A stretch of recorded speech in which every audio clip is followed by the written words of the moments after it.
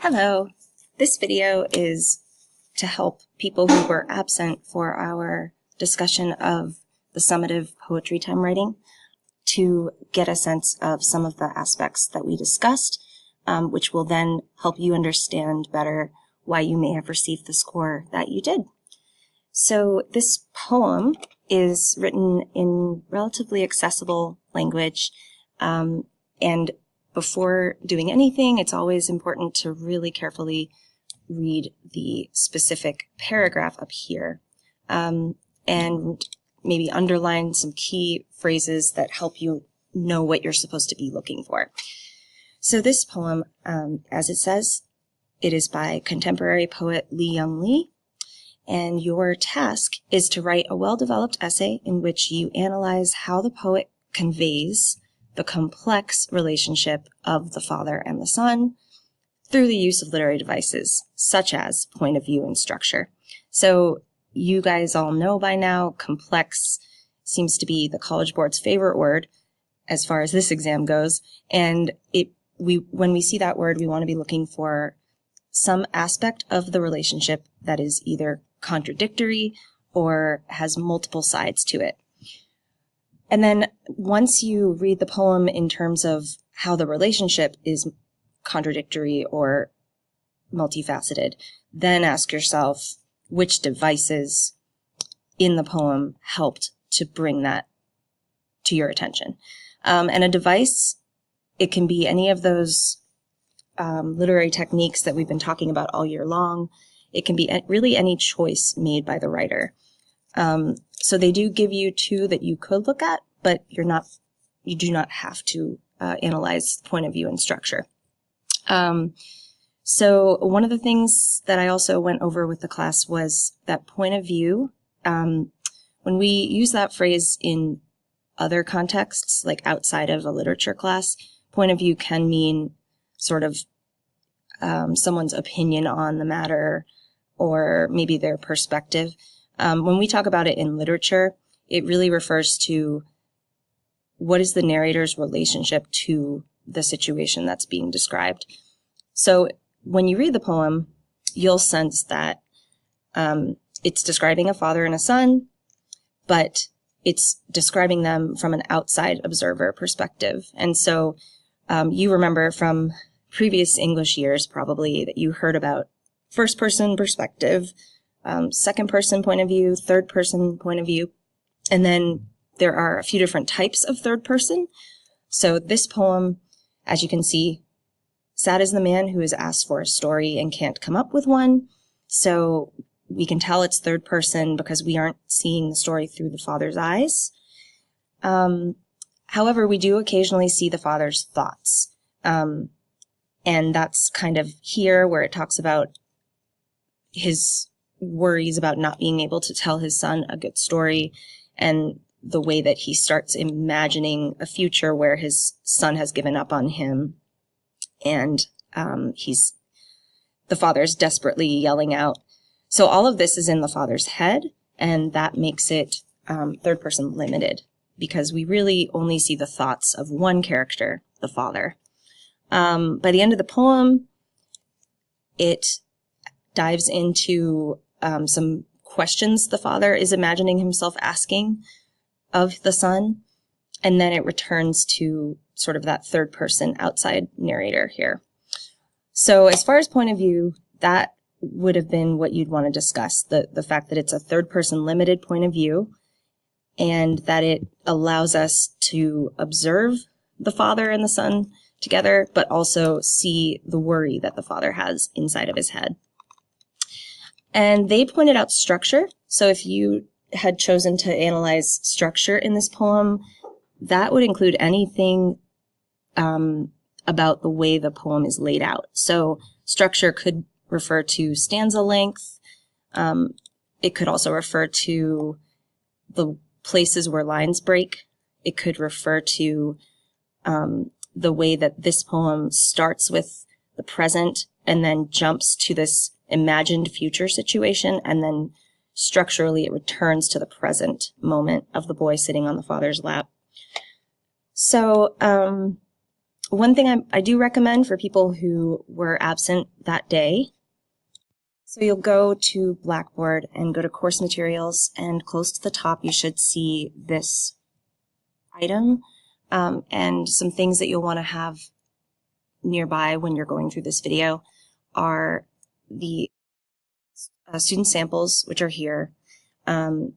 Before you look at those, you'll need to click on this top link, and this will lead you to a YouTube video created about the poem, and we watched it in class, and it has an interesting way of representing the poem visually.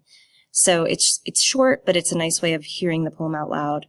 So give that a watch on your own time, and then this is the link to this video that you're watching. So what I'm going to do is have the student samples open here so that when we discuss them, we can look back at it. What I'm going to show you guys next is the annotated version of the prompt with some of the topics that we discussed. So as you know, complex means complicated or multifaceted or mixed. And so as you are reading the poem, we want to be looking for ways that the father's relationship with the son kind of contains some contradictions. And there are a bunch of ways that students responded to that. A few that were most popular were the fact that the father loves his son very much and yet cannot do this simple task for him, which is to come up with a new story to tell him. So that's one approach. Another approach is the fact that there are sort of multiple facets to the way time is used in the poem. So you have this present moment, but at the same time, there's this imagined future happening at the same time as the boy sitting on his father's lap. Another way complexity could be discussed is the fact that the son has no idea that the father is working himself into this anxious place. The son seems relatively content. He's asking something quite simple, and he hasn't given up on his father, and yet the father is worried that he will give up on him. And by the end of the poem, you can see that it returns to this line, "But the boy is here. Please, Baba, a story." So the son really does want to engage with the father. Their relationship doesn't seem to be harmed, and that is what's kind of approached in this final 4 lines, that sometimes when a father has a great deal of love, even a simple supplication or request can lead to silence. Another way complexity can be discussed is there's a big irony in this poem, which is the father is very worried about his relationship with his son being harmed, and yet the relationship actually seems fine, and the only thing that is causing the relationship to have some trouble is the father's own worry about the relationship having trouble in the future. And so there's a big irony there. The father's bringing upon himself this imagination of the future. So I like to share the annotated version just so you can see some possible devices. You may have picked up on different devices. For me, the title is a device in itself. So if you're ever stuck and don't know what devices to discuss, maybe take a moment and see if the title is something significant. The title of the poem could be referring to the father's story, the one that he can't come up with. It could be the story of the father not being able to come up with a story for his son, or it could also be a universal story of fathers and sons. So by keeping it a little vague, by saying a story, it keeps it universal. Another thing, as far as point of view, it is mainly third person, but the writer does choose to insert these pieces of dialogue. Some of the dialogue may be imagined, like these screams from the dad, but they are still dialogue. And so it makes readers feel that they are witnessing these conversations. And then the other thing that's interesting is the dialogue isn't put in quotation marks, it's put in italics. So quotation marks would make it very clear that it is spoken out loud. By leaving it in italics, it maybe leaves some uncertainty about that. It's possible that some of these things are imagined statements. So there's some uncertainty there. What else? Another device that many students analyzed was the diction, and the fact that there is some religious diction throughout the poem. We have the comparison to a god twice. We have the word heavenly, and then we looked up the word supplications and found that it's a form of prayer in which one party humbly and earnestly asks for something to be provided. So by setting up the father and son in this kind of prayer relationship, it adds a little bit more seriousness to the moment. We talked also about mathematical diction, the fact that it talks about equations and posit, which is kind of the type of language you would use when you're talking about theorems. And we have the comparison of logic to emotion. Structure, I think we already went over some of the ways that length of stanza and also the sort of future imagined idea sandwiched between two present things are in there. There are many themes that you could argue in your essay. These are just a few that I jotted down. Parenthood is difficult. Kids and parents rarely connect, even when there is love. Time is fleeting. We also had a lot in the poem that basically tells the father, or tells anyone who's reading, to make sure you're being present with the people you love and not being stuck in a worrying place because the boy is here. And lastly, what we looked at as a class was the rubric that was used that year, that this was the essay. And you'll notice some familiar language, such as for the essays that received a 5, there's a plausible reading of Lee's use of literary devices to develop the relationship of the father and the son, but they tend to be superficial in their analysis.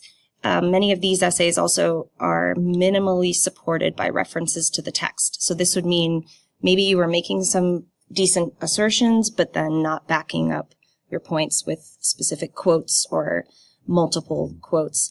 6s and 7s, they tend to be a stronger response. And so it's a reasonable analysis of the literary devices and the relationship. They're a little bit less thorough or precise. And so what this means is strong assertions backed up by maybe one quote per paragraph, but not really making a lot of larger connections.